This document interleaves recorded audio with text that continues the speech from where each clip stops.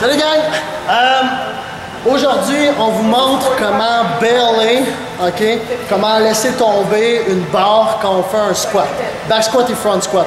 Parce qu'on voit beaucoup de monde pratiquer front squat, back squat, ils ne savent pas s'il faut spotter, comment l'échapper ou tout ça. On veut que vous l'appreniez comme il faut bien l'exécuter. Si vous savez comment exécuter, pas de danger de se blesser. Fait que soyez attentifs à ce que Mick va faire, ok? Mick va nous préparer un back squat. Comme traditionnel, face à la cage, il décroche, il recule. Vous voyez qu'il recule quand même une certaine distance, là.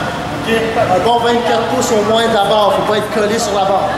Ensuite, quand il va descendre en bas, imaginez qu'il ne réussit pas, il va rester jamais en bas. Donc là, il ne réussit pas à monter. Regardez bien, il va berler, après ça on explique. Là, il va le refaire une deuxième fois, puis c'est là que vous allez porter attention. Vous avez sûrement remarqué qu'il était penché légèrement, comme un squat, on a incliné. Là, ce qu'il a fait, c'est qu'il est venu avancer ses fesses pour venir redresser, laisser tomber en bas en arrière. Et vous voyez qu'il a vraiment popé vers l'avant. Okay? Il s'est comme... il s'est éjecté vers l'avant de la barre. Okay? C'est pas si épeurant, si difficile que ça, gang. C'est juste ça qu'il faut faire. Vous n'êtes pas capable, vous allez ramener les fesses en dessous de votre bassin, lâcher la barre va toute seule vous propulser puis tomber droite. Fait qu'elle vous tombera pas dessus, inquiétez-vous pas. Regardez bien.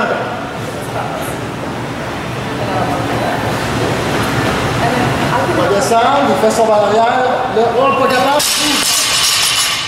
Pour ramener ses fesses vers l'avant, vous voyez que ses genoux ont devancé. Il a vraiment tout apporté le corps vers l'avant, comme si lui-même voulait se garrocher vers l'avant. C'est juste ça que vous avez à faire.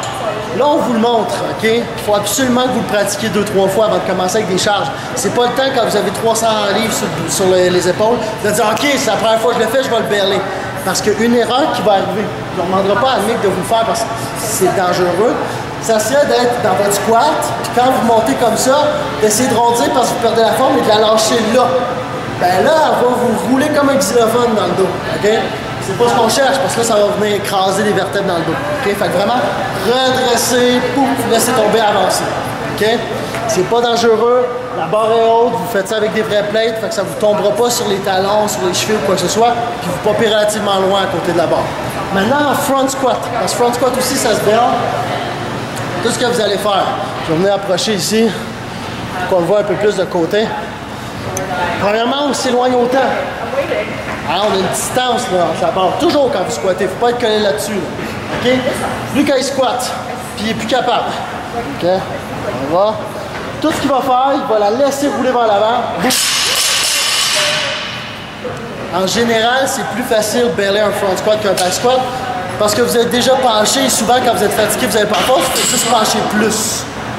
La chose à surveiller par contre, OK, puis il va vous le refaire une dernière fois, c'est quand vous allez faire ça, les fesses reculent vers l'arrière et les genoux aussi reculent. Vraiment, vous poussez la barre vers l'avant et vous popez vers l'arrière.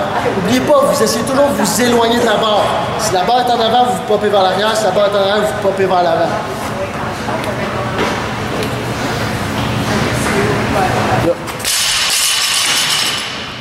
C'est vraiment pas plus compliqué que ça, gang.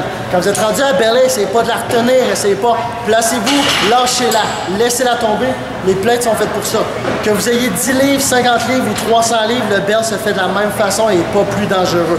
Fait que pratiquez-le un petit peu, puis même demandez à un coach pour être sûr que vous êtes en train de bien le faire. Après ça, dès que vous êtes sûr, vous faites le berl, gang. C'est beaucoup moins dangereux des fois qu'essayer d'être mal spoté ou d'être tout proche. Vous ne réussissez pas à vous berler. C'est bon? Ciao!